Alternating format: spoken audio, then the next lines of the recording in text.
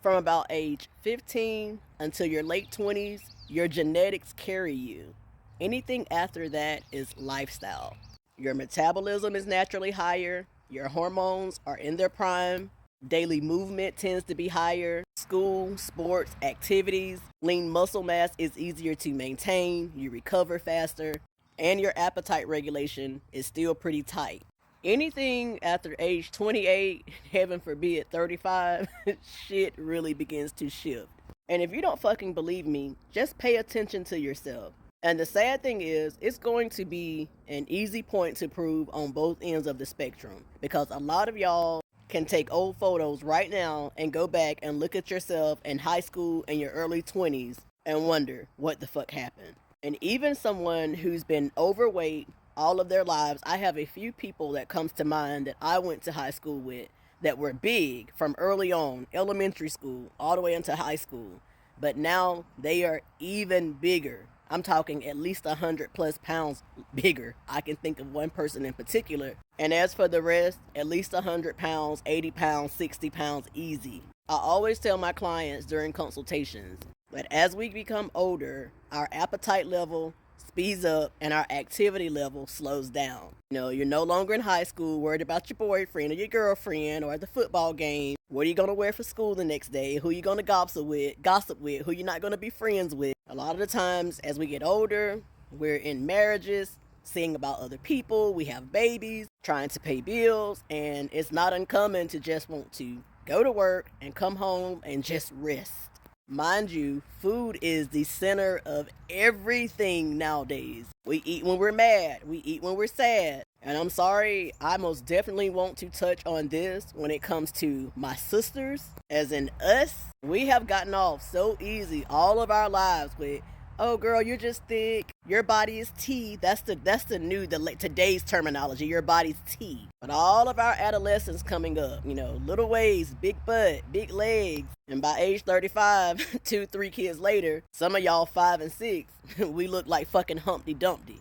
That big old round ass you had is now just flat wide and just full of cellulite. You got bat wings hanging from your back, your arms, because we literally have been taught that we were just born with just super great genetics. And a lot of it is fucking generational bad habits. I always tell people, especially if you are a first generation gym goer, if you want to know how you'll look at your mama.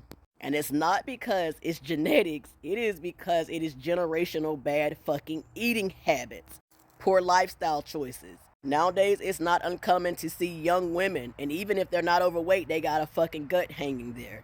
I can literally look at a person in Walmart, in the mall, just anywhere when I'm out in public, and I already know what they do behind closed doors. So don't fucking get it twisted. Even if you are slimmer, you may be 33 years old, you may not have any children, you may have a child, you may have 2, hell, you may have 3. But please understand that genetics load the gun. Your lifestyle pulls the fucking trigger. So if you've made it through life with your same little, moderate eating habits, nothing too crazy, don't you ever think that life can't throw you a fucking curveball and you pick up some of those poor eating habits and stuff too.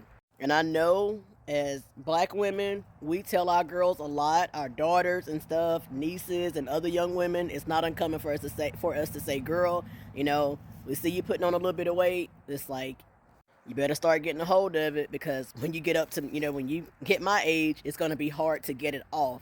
We mean that shit with our entire fucking chest out. A lot of women mean it and they know it, and they still can't get it off themselves because food addiction is hard to beat. I've told y'all know that I'm a recovering drug addict and a recovering food addict. And I promise you, I believe it was easier to beat my drug addiction than it was the food addiction, because we need food.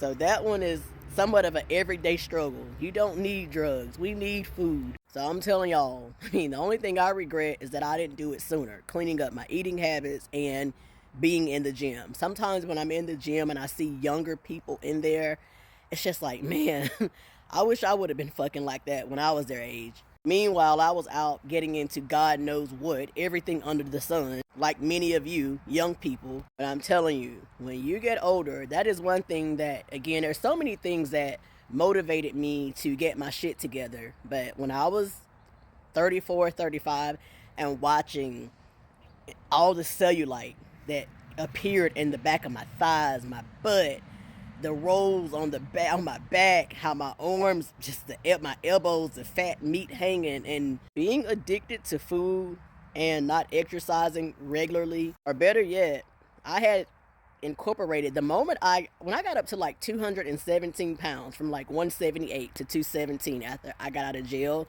recovering from drugs, and now I'm turning to food. Once I got up to 217, I started doing at-home workouts, walking, eventually walking 3.5 miles around a trail, but yet and still, because I had no idea about calories and all of these poor eating choices that I was making, even when I thought that I was trying to do better. In my mind, I was trying to eat healthier and eat what I thought was healthy for me. Yet and still, food, high calorie food, and just, oh my God, it literally altered my entire look. When I was heavier, I looked darker skinned. I had cellulite. In all honesty, I looked like fucking Pillsbury Doughboy, especially in that white dress, bro. That is why I always use that for one of my transformation, when I do transformation videos or transformation photos. I don't want to ever fucking look like that again. So the message of today, in which I'm sure a lot of people will agree, between age 15 and your late 20s, your genetics will carry you. Anything after that, babes and fellas, it boils down to your lifestyle. And I want this for everybody. I love everybody. Black, white, Mexican, Japanese, Chinese, everybody. I love everybody. Men, women, children, adults, elderly people. But I want this message to be loud and clear to my people. Because we have it bad to just think that, oh, our genetics, and we do, man. We are some super freaks with genetics, especially in the gym. If a lot of us got in the gym and really applied shit and got our eating habits in check, man, y'all would be sick. I'm talking about straight kill it. But a lot of y'all won't ever even give yourself the opportunity or a fair chance or shot at it, because you're too fucking addicted to food and you hate the gym. And like so many other people, you're busy, you have anxiety, and all this fucking trauma dumping instead of just getting the shit done, worrying about everything else later. But I so badly want my people to understand that yes, from about 15 to your late 20s, I'm going to repeat again, your genetics will carry you.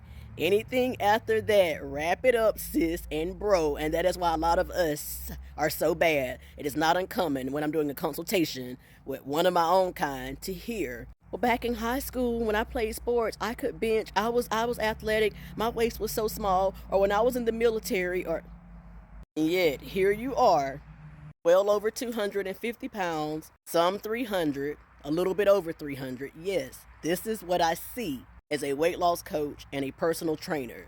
That little bitty waist you had, and that round bottom, that big old fat ass with the little bitty waist, nice legs and firm breasts, and now every damn thing is round.